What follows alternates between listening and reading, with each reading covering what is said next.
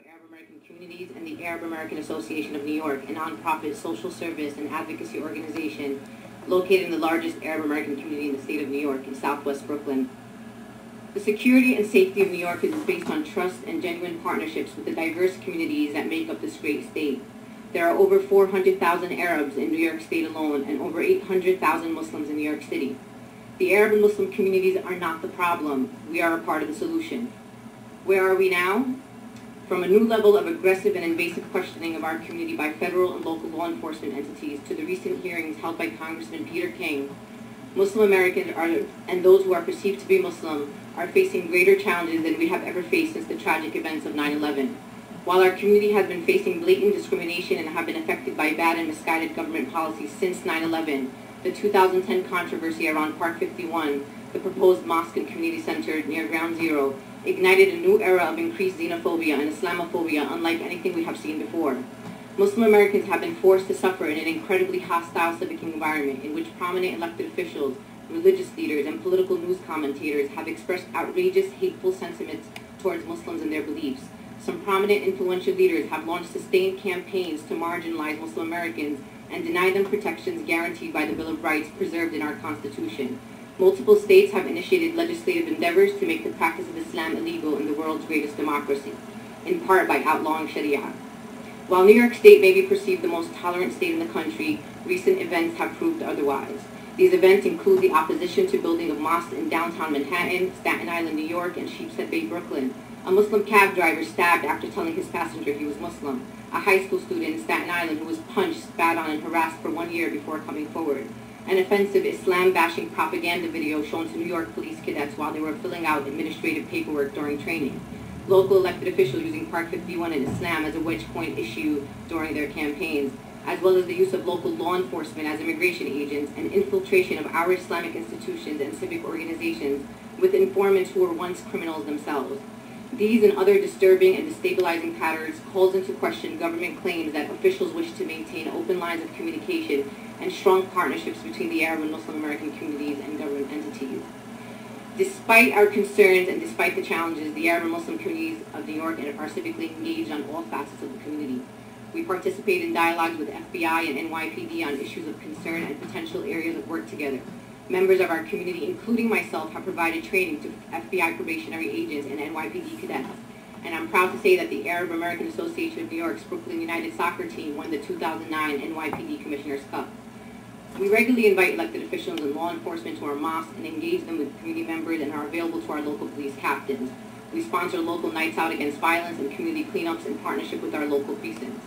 Most recently, on March 27th, we had a contingent of Arabs and Muslims walk in the Bay Ridge St. Patrick's Day Parade. On May 14, 2011, thousands of Arab Americans around the country will join in a day of national service for the National Network for Arab American Communities' annual National Arab American Service Day. During this day, the Arab American Association of New York is organizing a community fair in East Flatbush, Brooklyn, to build bridges with the African American and Caribbean communities in that area. According to a report published by Columbia University, 12% of New York City public school students are Muslim. That's 1 out of every 8 students.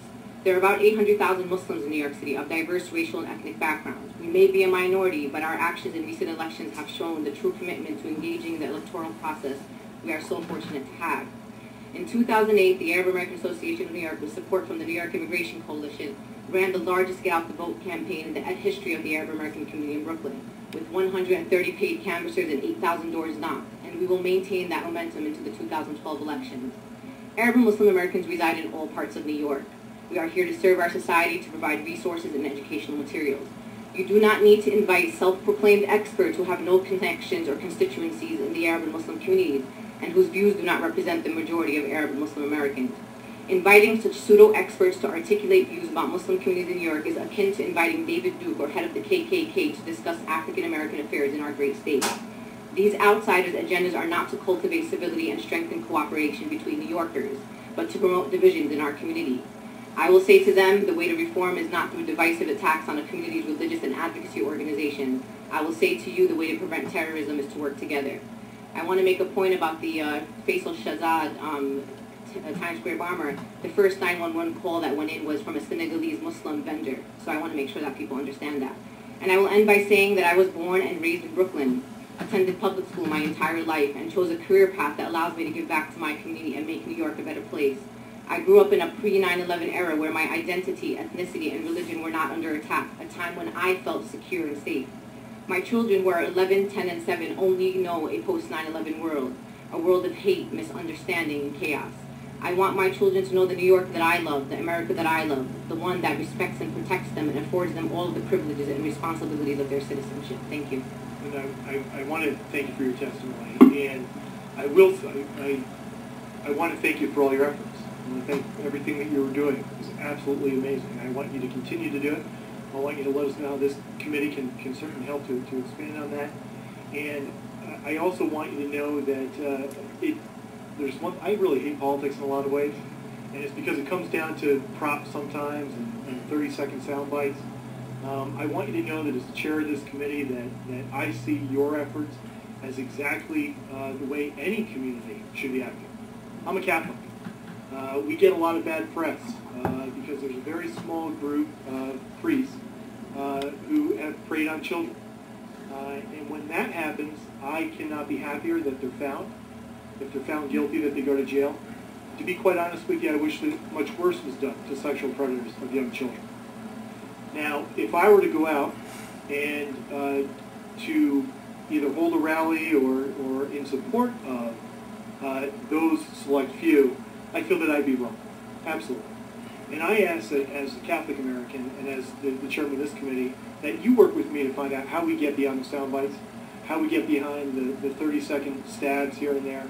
Because at the end of the day, Muslims, Christians, Jews, non-believers, everybody died alike on 9/11. And we have got to avoid the politics of polarization.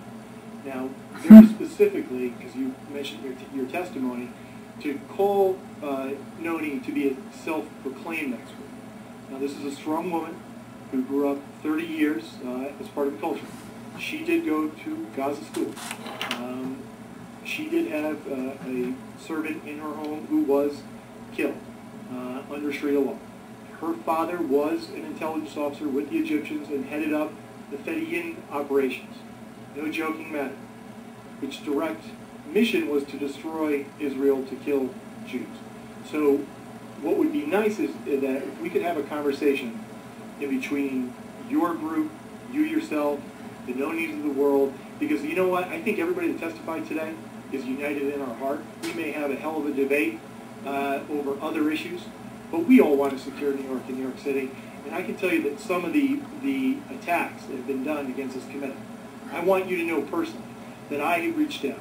And there's not a member on this panel or the ones that are holding protests or the ones that are holding press conferences that will tell you. I've reached out individually to every rank and file senator. I've reached out beyond the committee. I've sent communications, emails, letters, and I have asked those senators to give me input. Senator Adabo, Senator Adams are one of the only two senators on the other side that we've had a conversation. Outside of that, there has been zero input. The very same ones that are most active in the press attacking this committee, I bumped into them at least a dozen times in the members-only lounge and on the floor. Never once did they make a suggestion. And it's Senator Golden, on my side of the aisle, but Senator Golden, who made sure that both of you were here today. And I can tell you that those protesters from yesterday and today, we would have been happy to have them in here having a constructive dialogue. And that's the honest truth from the bottom of my heart. Anybody else have a comment? Sir? Chairman Ball, other members.